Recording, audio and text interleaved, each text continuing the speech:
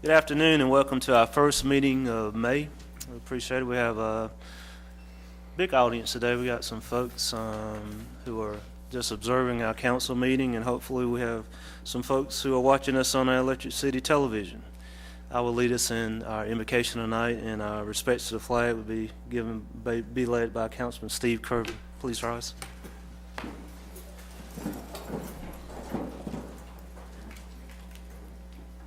Our Heavenly Father, we thank you for this day. We thank you for our community.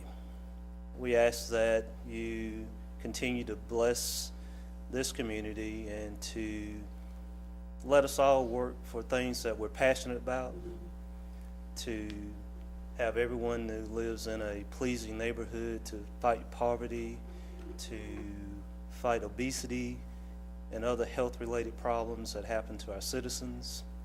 We ask that you allow this council to be forward-thinking in their approach to how we serve our citizens. We always ask that you protect the members of our team who are in harm's way throughout the coming week, to have them come back home to a safe place. We ask finally that you think about our council member, Rick Lockridge, who had knee surgery last week. And we hope that Rick is doing better and that his recovery will happen very soon. We ask all these things in your name. Amen. Amen. I pledge allegiance to the flag of the United States of America and to the republic for which it stands, one nation, under God, indivisible, with liberty and justice for all.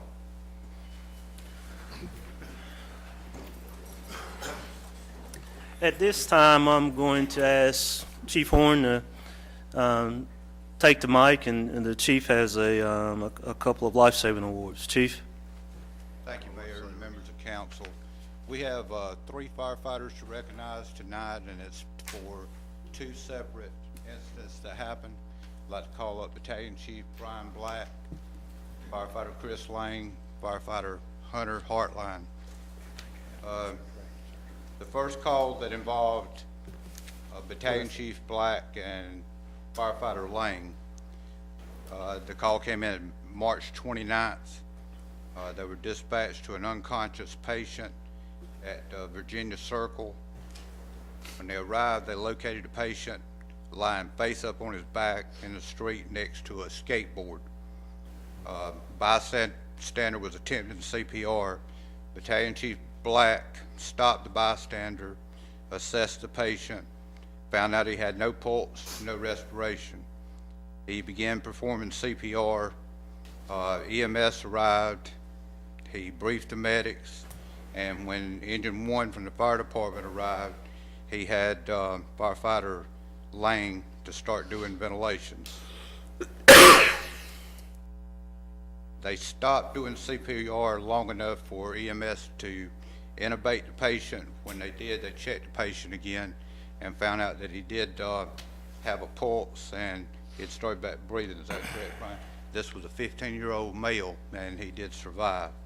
And this was related to the actions of Battalion Chief Black and Firefighter Chris Lane. And Brian and Chris, I'd like to present you with this plaque from the City of Anderson Fire Department, which is a certificate of accommodation for actions that contributed to saving a life.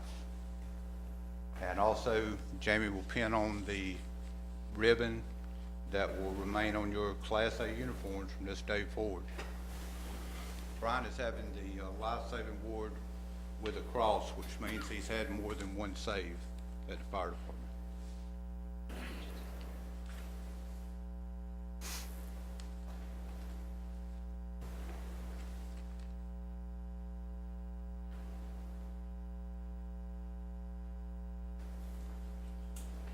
The second award for tonight is Firefighter Hunter Hartline. I think you have somebody who you want to recognize. My wife, Ashley, get her pennant. This call, February 21st, we were dispatched to a cardiac arrest on Pruitt Street.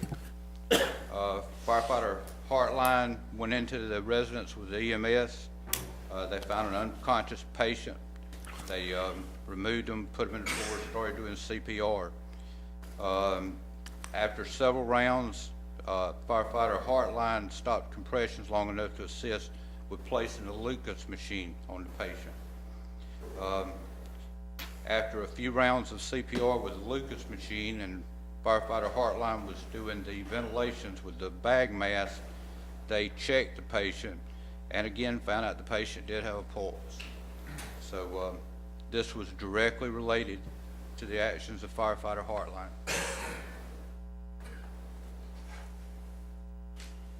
And Firefighter Hartline would like to present you with a certificate of commendation for actions that contributed to saving a life. And I think you're going to assist with putting his ribbon on for him.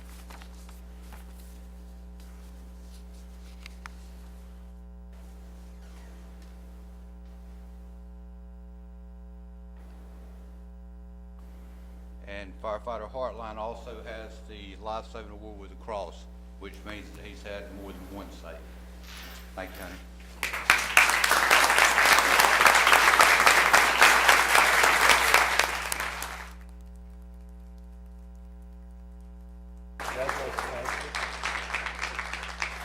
Thank you so much. Congratulations, job well done. Congratulations, job well done. Good job. Great work. Good job. Good work.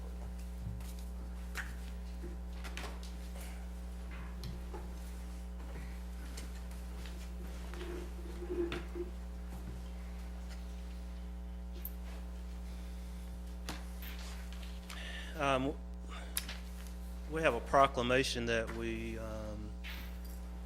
council wants to present right now, and we have a couple people in the audience today. I'm gonna ask them to come up. Elizabeth Polinsky. I thought she was here. Elizabeth? And Ms. Tutt? Yes, come on up.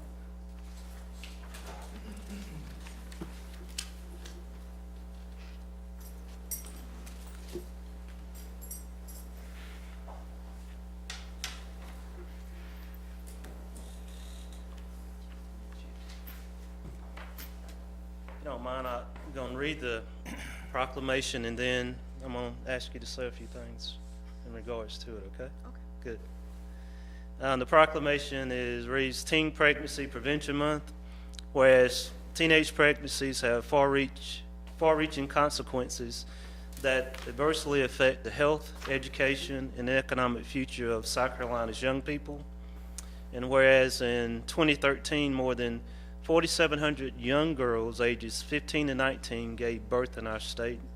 And whereas teen birth rates in South Carolina decreased by 54% during the years 1992 through 2013.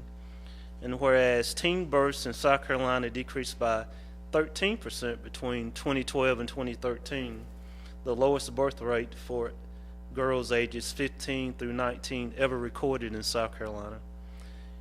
And whereas, however, the progress in teen birth rate reductions that saved South Carolina taxpayers an estimated $172 million in 2010 alone should not suggest decreases in investment and commitments on this issue.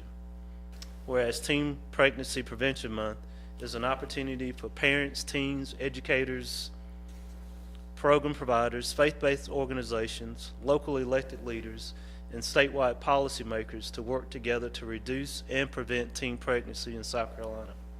Now, therefore, I, Terence V. Roberts, Mayor of the City of Anderson, along with my fellow council members, do proclaim the month of May as Teen Pregnancy Prevention Month in the City of Anderson, and also encourage the Anderson community to work together to reduce and prevent teen pregnancy for the future success of our young people.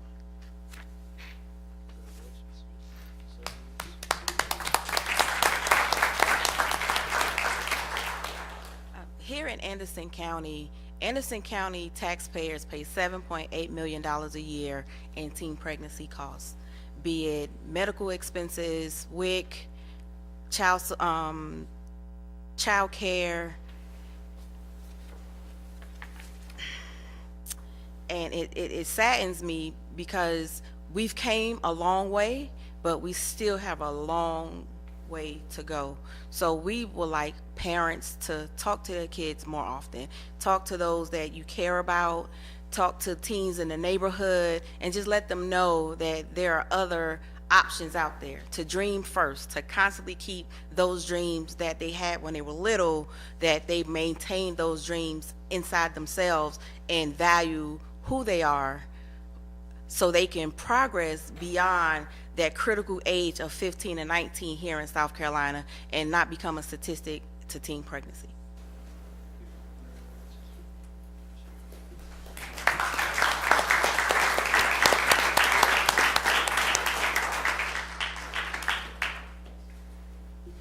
Thank you for all the work you do.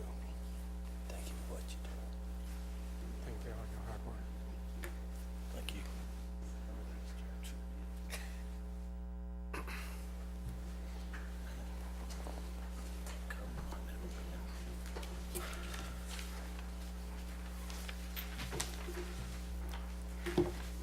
The minutes of our April 27th meeting have been distributed. Are there any corrections or additions to the minutes? Hearing none, I seek approval of the minutes. So moved. First by Dr. Thompson, Second. second by Mr. Harbin. All those in favor say aye. Aye. Opposed? The minutes of April 27th passed unanimously. We have a couple items of old business, and the first item is request consideration of an ordinance to rezone 1502 South McDuffie Street from R5 single-family residential to NC neighborhood commercial. Mr. Moore. Mr. Mayor, if I might highlight some of the things in the executive summary prepared by the staff. This matter did come to you, before you, the last meeting, and it's in Councilman Stewart's area. He asked for a postponement to actually meet with the applicant and the neighbors. So after I do this, he may want to share some information he gathered. But in the end, the background is, it is a vacant commercial building. It was formerly a convenience store that's on this property. It operated as a non-conforming use, and under your zoning guidelines, if it becomes vacant for more than 4 months, it loses its non-conforming use. So it went out of operation for a year and a half. And so therefore it lost its non-conforming use. This property is currently back to residential, single-family residential. That's what is surrounding it. Again, the applicant proposes to open a thrift store in the building and has requested the neighborhood zoning. It is a commercial type structure, but again, all the other surrounding properties are residential. These are often very difficult situations for the council to consider. The Planning Commission did hear it on April 7th and unanimously recommended approval. Again, it came before you on April 13th, and Councilor Stewart did request to do some further research. So, Mr. Mayor, with that, we'd turn it over to you. Thank you. Let's do this. I know that Councilman Stewart has some comments, and I know the petitioner is here also. So let's go with the council's comments, and after that, maybe we'll have some particular questions for the petitioner. And also, if there's anybody else in the audience who has anything to say one way or the other, approval or non-approval, we'll let everybody talk. Mr. Stewart. Thank you, Mr. Mayor. As Mr. Moore stated, wanted to take a little bit more time to look into this matter at our last meeting and ask for it to be postponed. And in the interim, myself and our planning director, Maurice McKenzie, met with the applicant and talked about the pros and the cons of neighborhood commercial and everything that could be fall under that category, from from retail, for it possibly could be a ABC store if they got their license, or it could be a convenience store that sold alcohol or anything. It just, even though she wants to do a thrift store, it could revert back to anything because the zoning goes with the property. It doesn't go with the applicant or what type of business is going in there. Well, after we met with the applicant, we had suggested, since I had so many residents at our neighborhood community organization, the Southeast Anderson Community Task Force, who was in opposition, to come before our community meeting the third Thursday of this month to maybe explain her position a little bit further to see if she could change their minds. Well, she declined to come to that meeting and wanted to have the meeting for this meeting. So in the interim, I've went out and met with several residents in and around the property, right across the street from on Cleveland Street, which is directly across from where this building is located. I met with a couple of businesses. I met with the school, and they all commend her wanting to put a thrift store in the neighborhood. But the caveat is that if the thrift store goes away, it could become any of the other unwanted things that the neighborhood does not want to see, which we work so hard to try to clean up, and that is to get, you know, the alcohol and everything out of the community and to make it a safer, more livable neighborhood. And what has came back to me from the residents and speaking with them is that they much just rather see the building either vacant or torn down and more houses built along that area, which would be more in tune with what the neighborhood is. So with that, Mr. Mayor, and hearing from that, I would make a motion to deny the request. We have a first by Mr. Stewart, a second by Mr. Chapman. Where's the petitioner? Would you come up to the mic and identify yourselves? And I'm Michelle Trell. I'm the petitioner, and these are the owners. Hi, I'm Julia Harris. I'm Timothy Harris. thank you. I'm the owner of the property. And at no time did I say I was unwilling to go to the meeting. The only thing that I was unwilling to do was postpone it again before the city council. I have with me a petition signed by 34 of the immediate neighbors and surrounding businesses that show that they're all in support of me cleaning up the property and putting in my thrift store. I feel like... Can we look at that petition? Can you circulate that? Absolutely.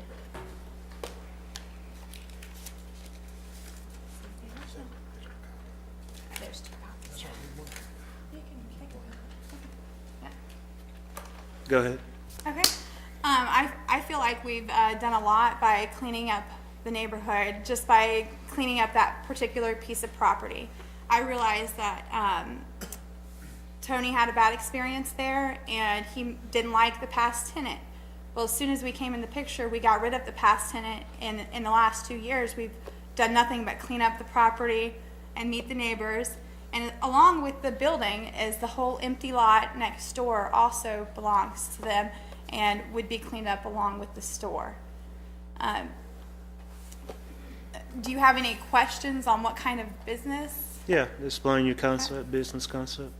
Well, I'm going to put in a thrift store where I've been doing auctions like Storage War style for my mom's business. She's had it for 4.5 years in Atlanta, and just before we came out here, I moved her into 7,500 square feet. I have a very good record of personal record as far as the kind of work I do, and you know, her business has only been successful more and more each year. She's also here to speak if you would be interested in that.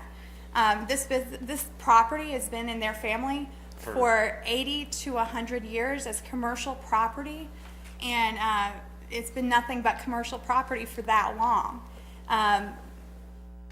You know, we have no interest in tearing down the building. The building there is currently 42 years old, and you know, they're not interested in being owners of extra houses and renters. And even at that, you know, you can't guarantee any future tenant there would be promising, but you can't guarantee either that any future tenant of any future business that might be there are going to be criminals. Yeah. And I feel like I've been treated like I'm a criminal and I'm going to attract criminal activity. And specifically, you know, I was told that I might be associated with the old tenant and that, you know, that would bring negative things around, and which is not true at all. Does anybody have any questions for the petitioners or the owners of the property? I just have, the only question I have looking at the petition, don't recognize too many of those names. I would like to know the addresses of where, you know, since this is new information put before us, because probably talked with 3 times as many people today and in the past about the business as what you've circulated here today. It's not you know, it's not nothing personal with me, and it's not a personal bad experience that I've had that is weighing on this decision. It's the decision for the last 16 years that this community has really tried to clean up that neighborhood, and it's been an eyesore where people has congregated. We've got, and the chief, he was going to, if he was here, he had some police reports where there's been a lot of activity in and around that store over the past years, and it's just, you know, the neighborhood just don't want to see that revert back to that. And even though that you want to do a thrift store, that's fine. I don't think the residents, and I would agree, they would like to see a thrift store, but at the same token, a lot of the residents didn't know that if the thrift store went away, that it could revert back to something else. And that's what the unknown is that if the thrift store goes away, or if it doesn't, you know, do what you want it to do and make the money that it needs to make to survive, then once we rezone it, it's done. It'll never come back before city council again. It could go to numerous things under the commercial guidelines, and that's what the neighborhood does not want to see. Well, I 100% feel like it's personal because I spoke with the same neighbors today, and they told me that you promised them personally that you would make sure the building was torn down and there would be houses built there if they spoke against me. And they were very unhappy about you coming around, the ones that I spoke with. And like I said, I spoke with all of my neighbors and, you know, all the neighboring streets and businesses. And I, you know, see them on a regular basis because I'm up there cleaning up the property, trying to do something for the community. And I'm not asking for money from the city council or even from the city at all. I'm just asking for our chance to clean up our part of the street. And I feel like that you personally have only been the one against us cleaning it up. And I've put jobs into the neighborhood. And in addition to, they like that the bus stop is cleaned up right there and that somebody's at the property often. They would love to have a store there. They would prefer a convenience store, but I only want a thrift store. And that's the type of business I would like to put in. I can't give you a business license because I need the business license beforehand, so I can't show you the type of business I'm putting in. And, you know. Well, I'm not going to get into a debate about he said, she said, just like I met with the principal at the career campus who he said you came by and really tried to convince him to sign it. The school does not want to see it because they have big plans for what's going there, and they don't, their unknown is the same thing that the rest of the neighborhood has. And, you know, if you want to do, I can amend my motion if you want to. We can postpone this another council meeting, and I'll have everybody from the community who is against this application here in this council chambers at the next meeting. If you want to go that route, I don't have a problem with amending my motion, and you can bring in your 34 applicants who are in favor with it. It doesn't matter to me, but one thing that, you know, when we're trying to work together, and Mr. McKenzie and I, you know, try to sit down and talk with you, and we share the pros and cons, but one thing, you know, it seems like for whatever reason you have a problem is you just like sending out this email today insinuating that I'm a racist. And that's the words of the neighbors. And that came straight from your email address, and that is not by no means whatsoever, you know, the case. And there is no way to get things done or either try to work together to accomplish anything. Let me ask you a question. You sent out pictures today. I know you're doing some renovations. Yes. What's the timeline on completing the renovations? It stopped until I get a business license. I would be able to open the business within 6 weeks of getting a business license. Typically, I just have to put a ceiling on my bathroom and, you know, frame in my back wall. And that's very minor things. I think one of the things that we've seen, and I see Tony here in the audience, and a lot of times in rezonings, whether it's neighborhoods or anything, we found that a lot of times when people are petitioned or the petitioners would get in front of the neighborhood that affects it and explains explains for example, that you explain your concept and what you feel, and you got your owners. I know you I think initially, when's the next neighborhood meeting? Next Thursday. Next Thursday. Would you That's be opposed? why I haven't been able to go, because and they can't Can you come go? up every Can time. She lives in Savannah, Georgia. She Yeah. came up here to show you guys that they don't want to put a convenience store on their property. They just would like me to put in a thrift store. That's it. I guess what I'm saying is that, you know, we aren't the neighbors that sit around, we're not the neighbors. Right, you which know. I would be happy to address the neighbors that go to the meeting, but I already addressed the neighbors that live next to the property. Or maybe, would you be opposed to addressing the neighbors that come to that meeting? Absolutely not. Why don't we do that? Then that just means it's postponed for like. Are we gonna a couple more postpone it weeks. again? That's I correct. mean, they're just postponing. And we won't meet again this month, and so it won't come back before the second So like 2 more months? Monday in June. 3 more? Well, So, I mean, It's up to you. I mean, it's really that up to might you. be, my thought is that you, if you get in front of somebody who doesn't want it, Let me, go ahead. can I make a comment? sure. I don't have any problem with what you're suggesting. I think it may be a great idea, because I have a problem with the fact that we've got nobody apparently in the audience lives in the area. We got one side saying, I've talked to all these people, and this is what to say, and the other folks say, well, I've talked to all these people, and that's what to say, but nobody showed up tonight to say for themselves. So that bothers me, so that may be helpful. But I would also say that, you know, we need, you got to balance the interests involved here. And I mean, you've got an owner of property that has a right to use his property within reason. And it bothers me a little bit to say, we're not gonna allow you to put in something that everybody says is a good thing because it's unknown what might happen in the future. Well, I got news for you. We don't have a crystal ball. None of us knows what's gonna happen in the future. So to base a decision on that, to me, is a little troubling. You know, I don't know whether this is going to be a successful business or not. Hopefully it is, but I do know that, you know, one of the trends in zoning these days is a mixed-use approach, and where you have a neighborhood and you have some commercial activity within the neighborhood, it's walkable and so on, and it's oftentimes a very positive thing for a neighborhood.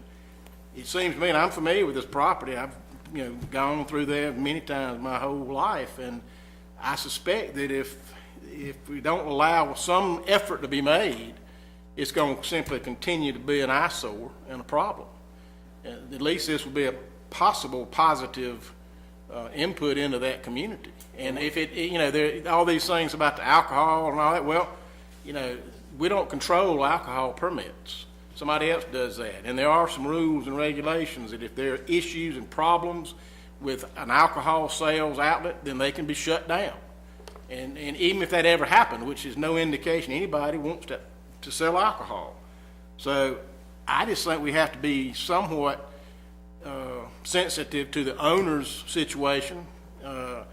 And, you know, we obviously we want to think about the neighborhood too, but we got to balance the two is what I'm saying. So that's my 2 cents. Anything else, council? Mr. Mayor, Mr. Chapman?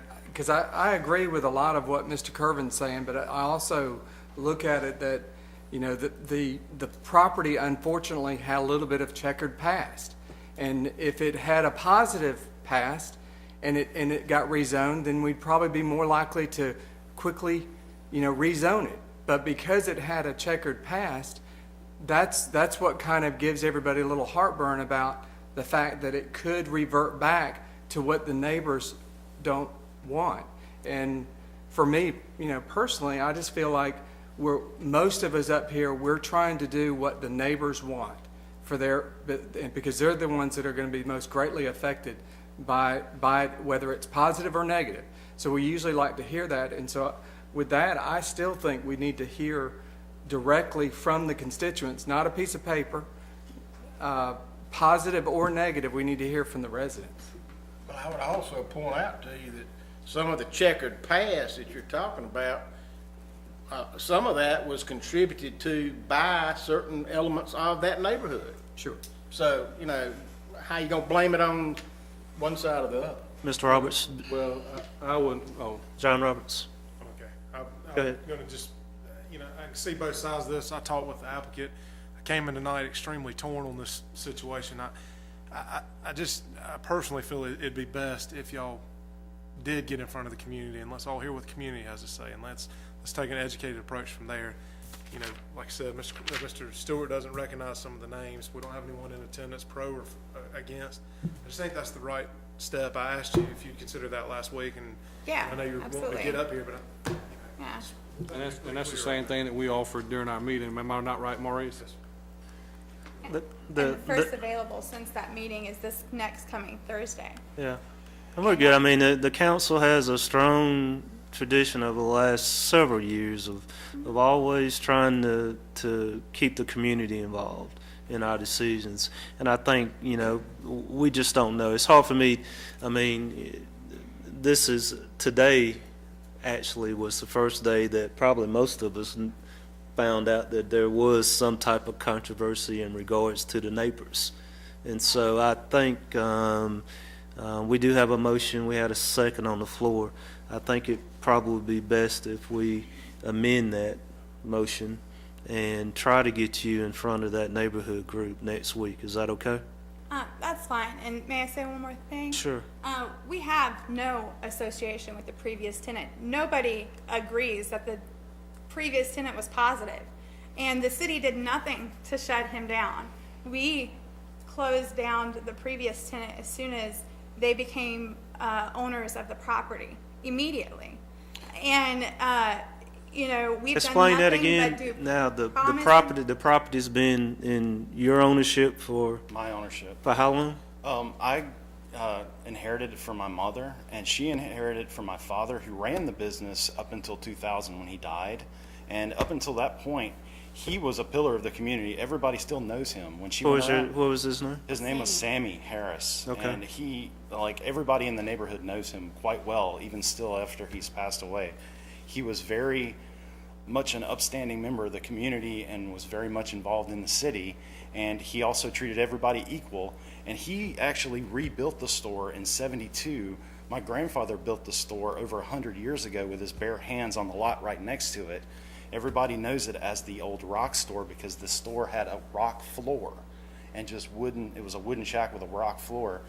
And he used to have a meat counter, and he used to make sausage for people over 80 to 100 years ago.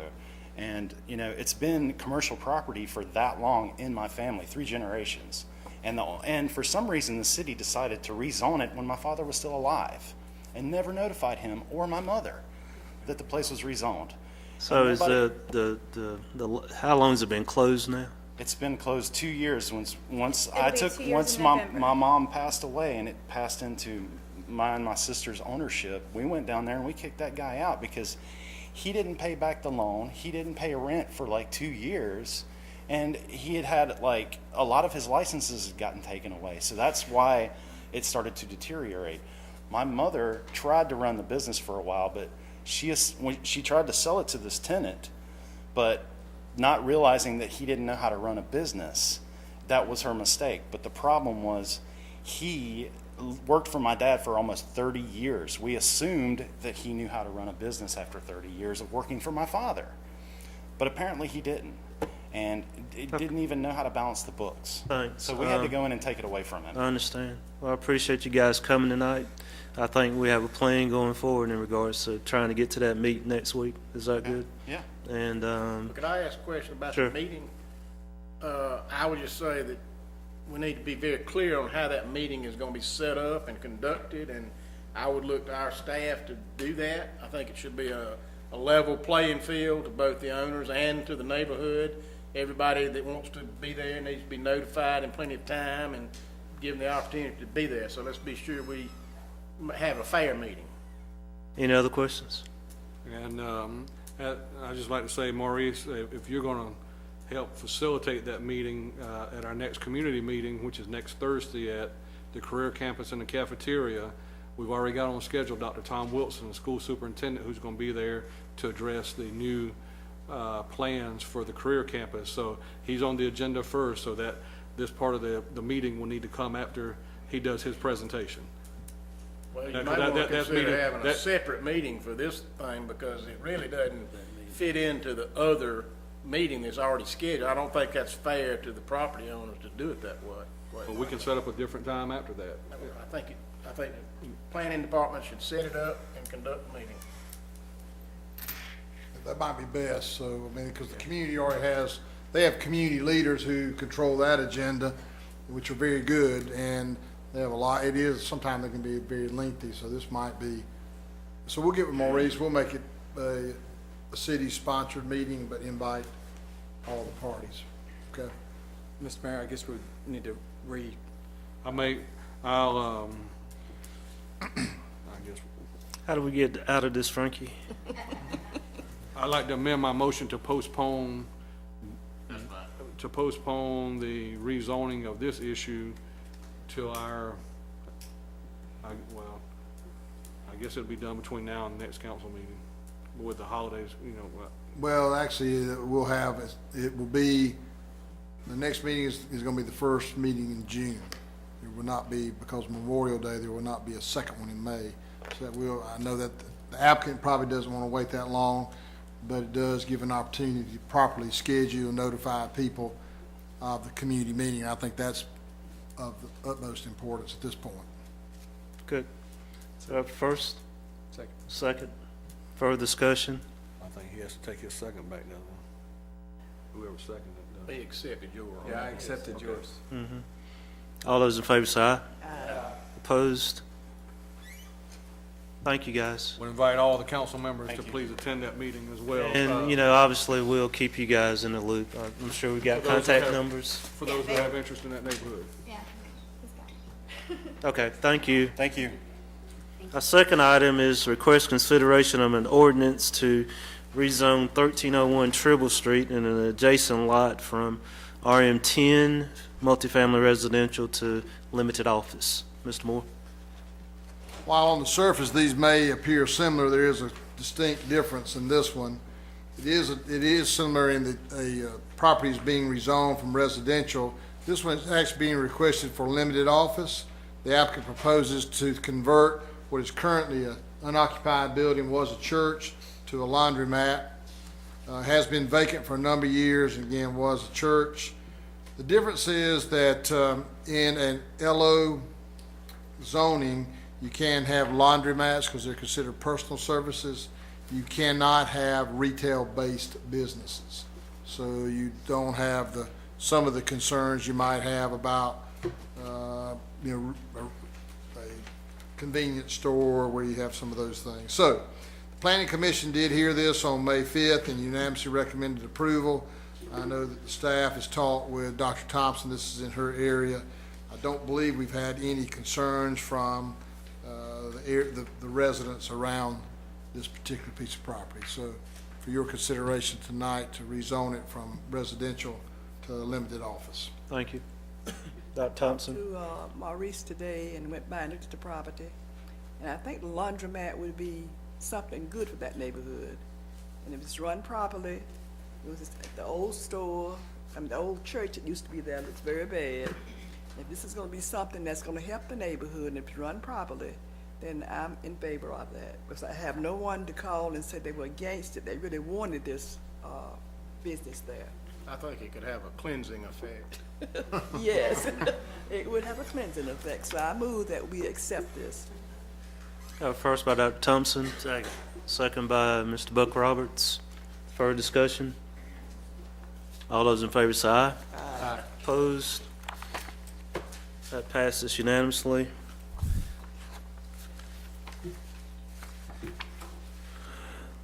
Getting into new business. My first item of new business is request consideration of a grass and weed cutting contract for code compliance. Mr. Moore? Thank you, Mr. Mayor. I do have Maurice McKenzie here if you have any questions, but I think I can summarize this pretty quickly. We often have overgrown lots, and most property owners are responsive when they are notified or cited for weed complaints. However, there are a number of lots that we cannot find the owners of. And in this case, the city allocates funds to maintain those lots during the course of the growing season and then places a lien on those properties so when they're sold, the city would have a chance to recover some of those costs. This year, we bid these out. We take all the contractors around to look at them. There are 91 lots. The thing that is troubling about these 91 is 71 of them are in the possession of the Anderson County Forfeited Land Commission, which means that property taxes were not paid, the county takes possession, and they are not reclaimed by the owners. So we are working, and in the past, the county treasurer has assisted financially. We haven't got that commitment yet. We'll certainly, as we have in the past, ask for some assistance. But what we're recommending to you tonight is that we get these 91 under contract as the growing season starts. The contract will include an initial cleanup of each lot and then mowing on a 2 to 3 week basis through the end of October. That means each lot will be cut about 8 times. The low bid is A Cut and Care. They have bid on this project a number of times in the past. They are the successful low bidder this time. We have met with them, we've reviewed their staffing and their equipment and deemed them qualified to maintain these lots. Of course, as always, if they cannot fulfill their contract, you have other bidders we have an opportunity to go back to.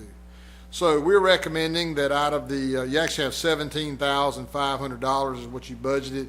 This is a little over that, but we do have some funds left over from the current year, and so we believe we can get those done. And we will make the request tomorrow of the treasurer's office to assist in reimbursing us. I think they reimbursed some portion of the 71.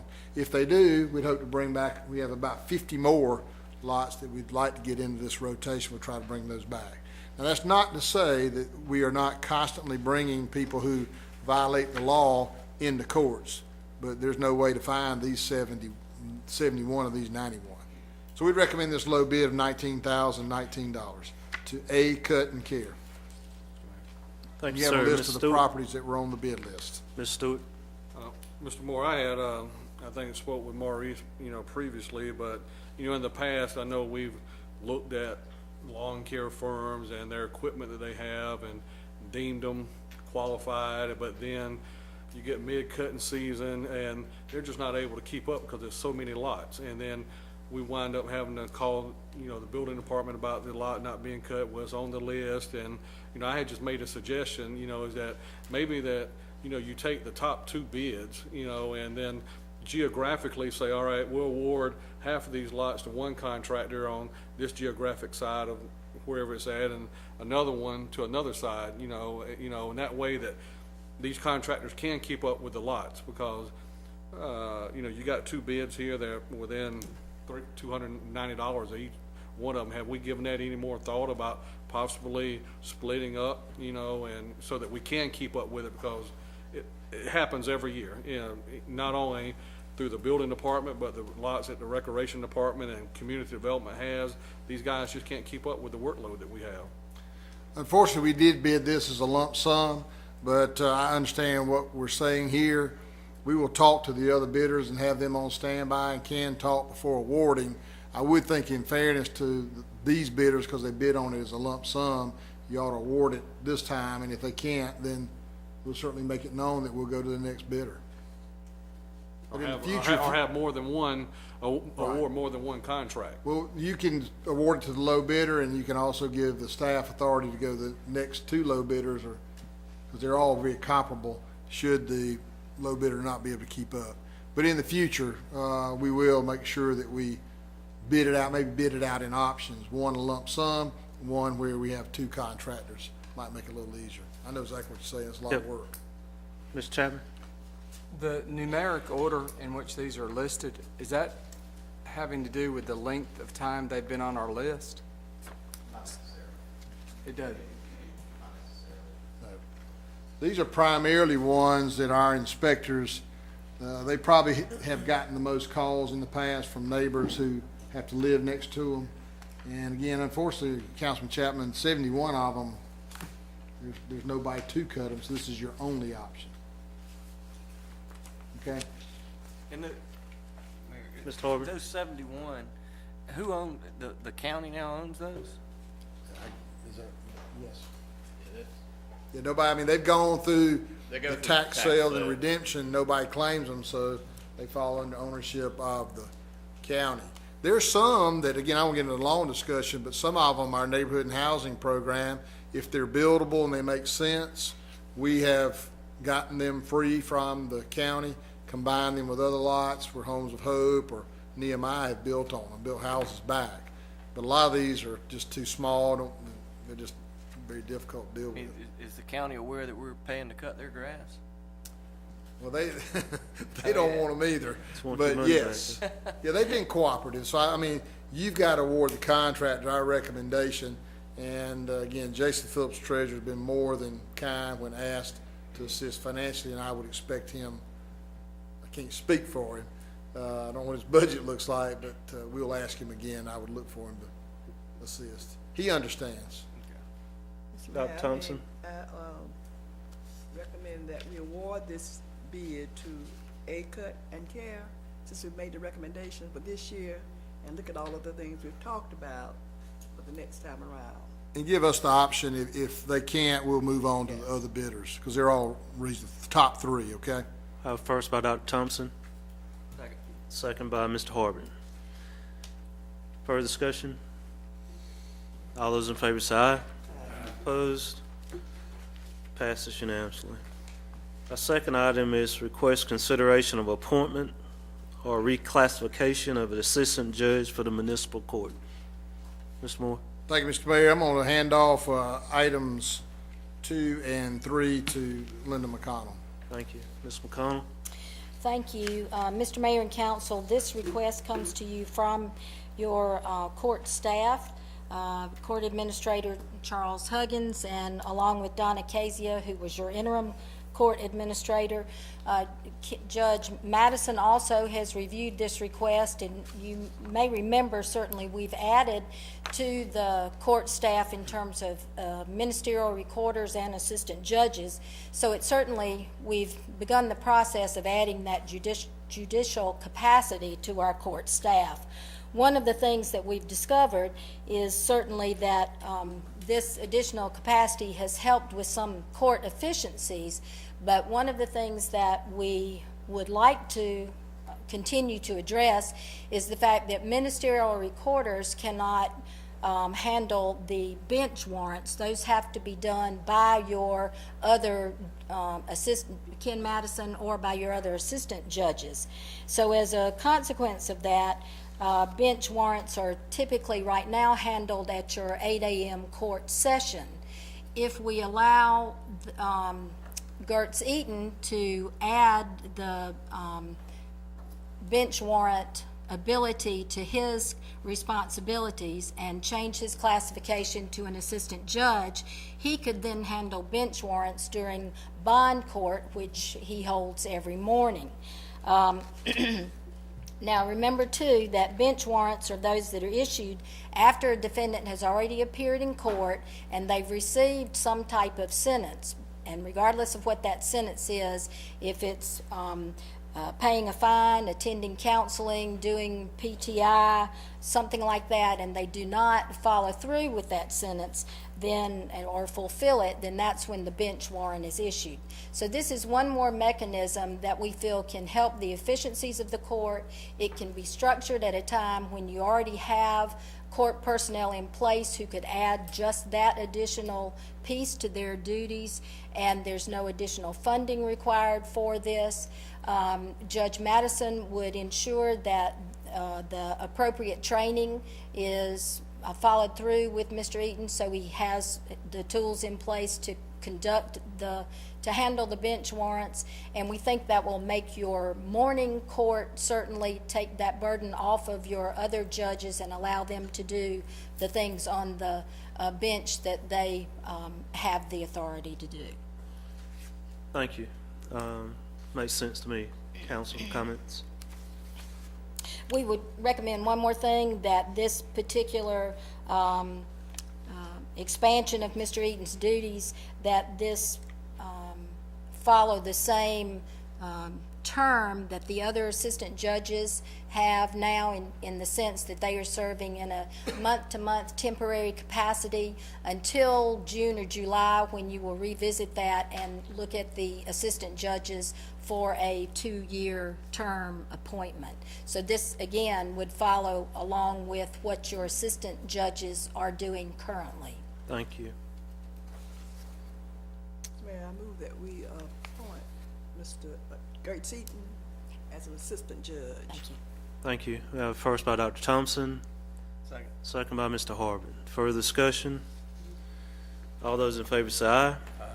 Opposed? That request passes unanimously. The last item of new business is request consideration of appointments to the Anderson Community Development Corporation.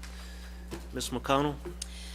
We've certainly been going full speed ahead with our Economic Development Division, and one of the things is to re-energize our Anderson Community Development Corporation. Most recently, you've made some changes to the bylaws, and that former board made changes to the bylaws of that corporation, wherein you extended the geographical boundaries of the corporation and its duties to the full extent of the city limits rather than just smaller geographical areas. You also did the one more thing by allowing the composition of the board to have specific professional sectors represented on that board. The board has the ability to have between 9 and 17 members on that board. They will be able to have representation from the financial and the banking sector, the legal sector, the accounting sector, and certainly the public sector is represented as well. Council members are on that, recommended to be on that board, and also the city manager or his or her designee.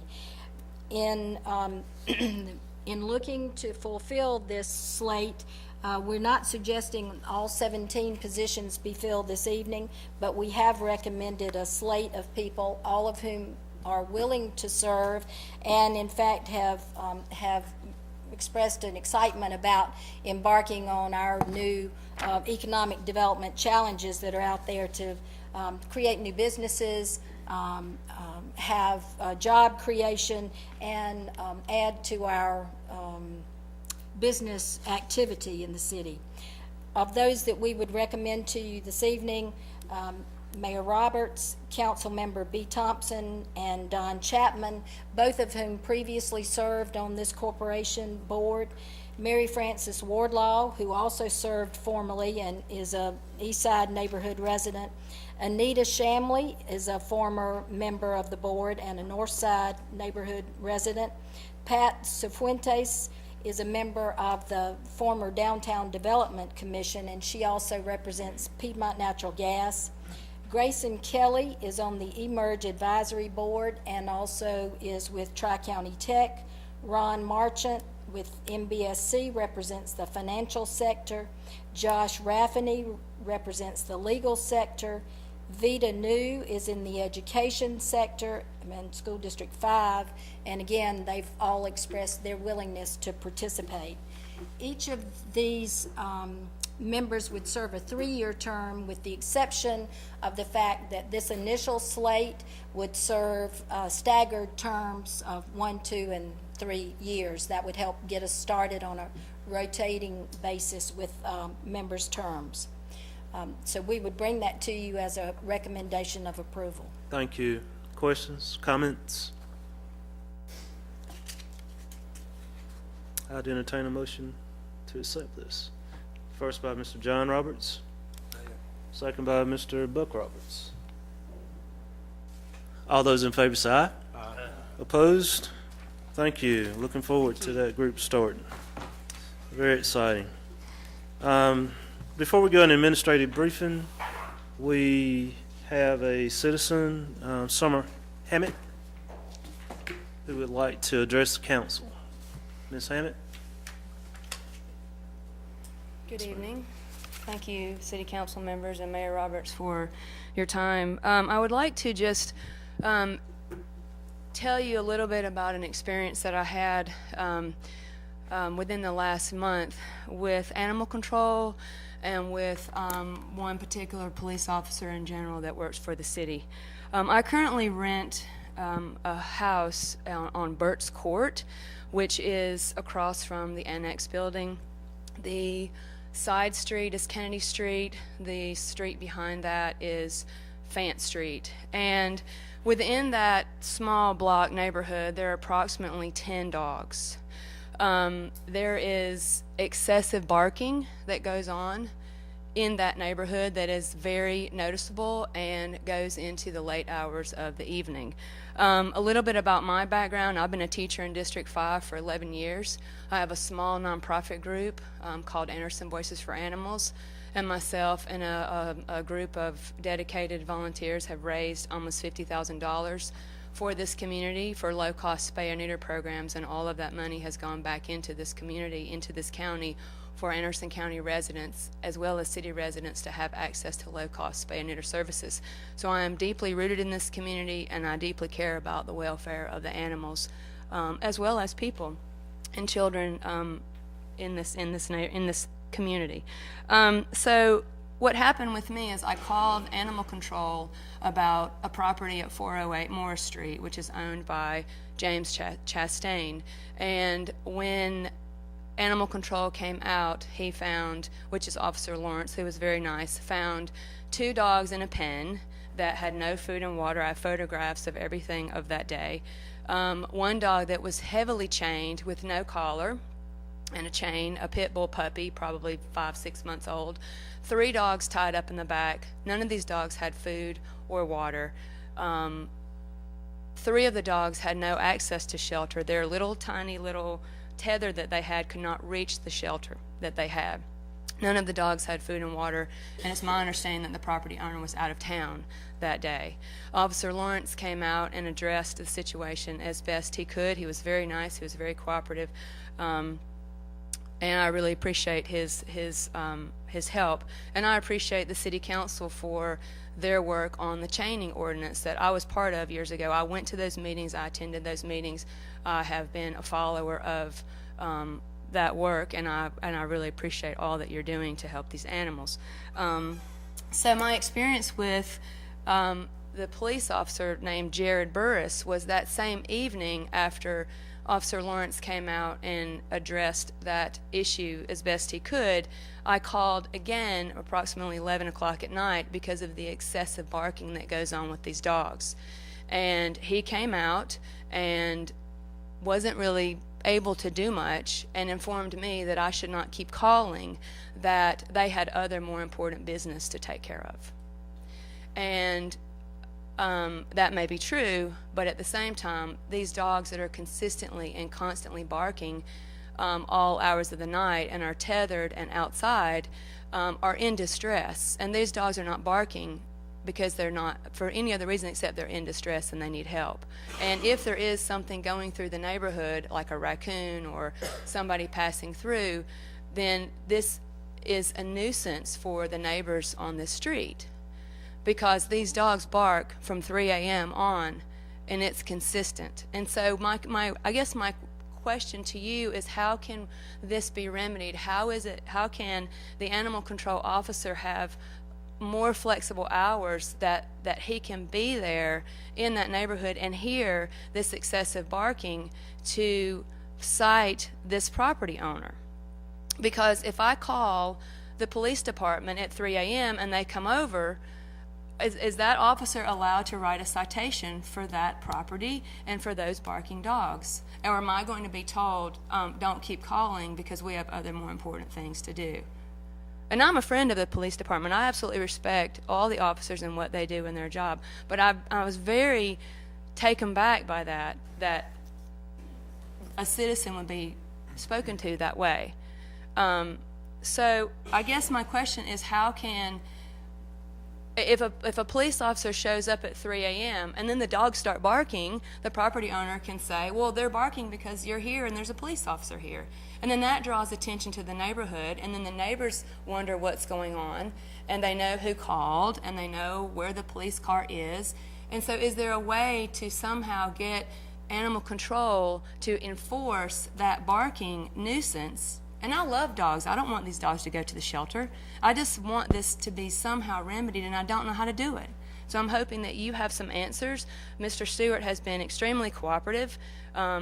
He was 2 weeks ago, met me at Bethel Church on Fant Street, where right across the street at 113B was 2 dogs tethered to the porch, covered in feces.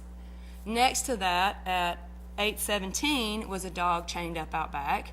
and next to that was a dog in a pen that was seen fine. So he has been extremely supportive, and it takes legwork. It takes people to be able to get out in these neighborhoods and see what's happening. And I don't want to be the bad guy in this. I just want these dogs to be helped, and I want this property owner to be properly cited for this barking nuisance for these dogs that are in distress.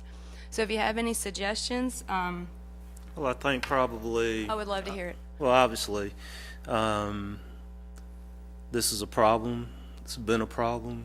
It'll probably always be a problem. I think what you're asking us to do is to hear it collectively as a group, which we have.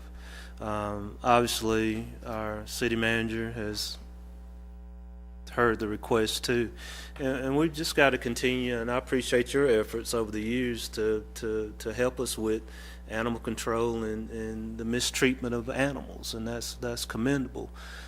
We just need to, take it back to the drawing board. Mr. Moore? Mr. Mayor, I appreciate the comments too. If y'all don't mind, allow me to meet with Chief Stewart tomorrow. This does fall under his jurisdiction. I understand the hours are limited.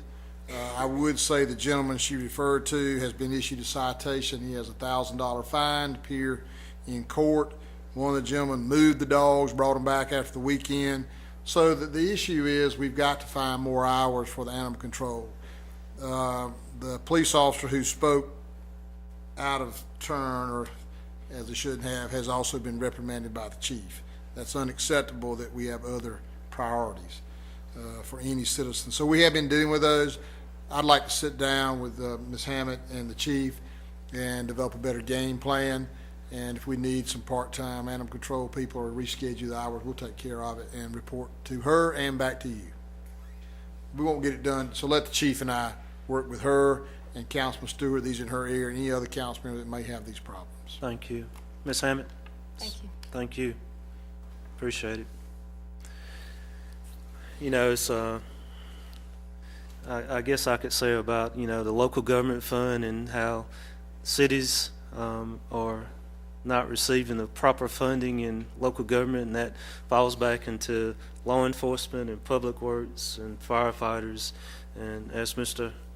Harbin always says, we just want our money back, because it does affect animal control, and we probably could use several more part-time people to do that job, and we understand that. So It is disheartening it is to very see disheartening. what she sees, and then I've been out with them Yeah, a couple of years ago, and it's unfortunate that some people just don't need to. they don't need Dogs dogs. or Yeah, pets. We do have rules and regulations in the And city. we've done flyers that we're sending out to all the community groups that talk about, again, it's been 2 years, what the laws are, to try to be proactive. But Dr. Thompson, in the end, just like anything else, you're gonna have a small group of folks that just aren't going to, as the old saying my parents taught me, don't believe cow horns will hook. And I so can one gentleman, he understand. can address that with the judge or pays $1,000, but still we need relief for those animals. And The so, fact that the animals are, they're barking because, as she said, they're under oh yeah, distress, but no doubt. the neighbors like to get some sleep too. Yep. We'll do our best, and then we can do better than what we've done, okay? I have no doubt. So let us come up with a better game plan. before we go to administrative briefing, I want to recognize Dr. Becky Campbell. She is here from Anderson University with 15, 16, 17 or so students who are majoring in nursing, who will graduate in August and hopefully find jobs and help in our community. So, good group. Thank you, Becky, for what you do. Administrative briefing. Just a couple things on the May calendar. Next week this week, on Wednesday, the Neighborhood and Housing Committee will be meeting on some upcoming housing projects to look at. And then in the following 2 weeks, we'll get the first presentation of the budget on May 20th. I am pleased to say that the initial budget is balanced and shouldn't be any impact on city services as we currently know them. So hopefully it will be a little less stressful budget presentation. I thank Peggy and her staff and all of our leadership team for putting this budget together, and you guys for making some tough decisions a year ago. That's all we have, Mr. Mayor. We do have a couple items in executive session. Don't think they'll be overly long. We may have one that we would hope to report out at the end of that period. Both of them are contractual matters, Carolina Wren Park and a possible property acquisition. I'd entertain a motion to go into executive session. First by Mr. Harbin, second by Mr. Buck Roberts. All those in favor say aye. Aye. Opposed? Yeah, we're gonna stay in here and ask everybody else to leave, please.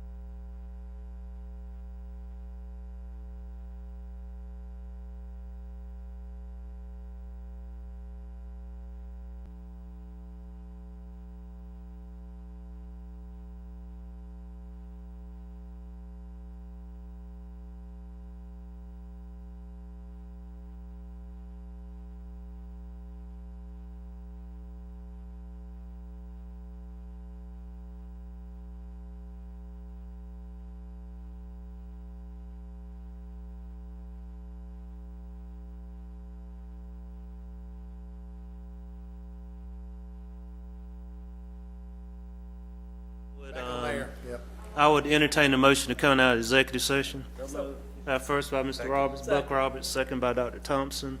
All those in favor say aye. Aye. We're out of executive session. On the executive session, we had 2 contractual matters. The second contractual matter was a possible property acquisition. We do not have any decision or any action on that tonight. We've asked the city manager and his team to further explore that over the next 30 days. Mr. Mayor, I'd like to add a item to the agenda for a contractual matter with Ice Rink Engineering Manufacturing. We have a first by Mr. Stewart, second by Dr. Thompson, and I think I will maybe get John to do a brief executive session. Executive summary on this. The contract that, of course, the council explored a number of options of signing contracts to lease with the option to purchase, to lease, or to just outright buy an ice skating rink and all the accessories that go with ice skating for Wren Park for 8 weeks in the Thanksgiving to into January time.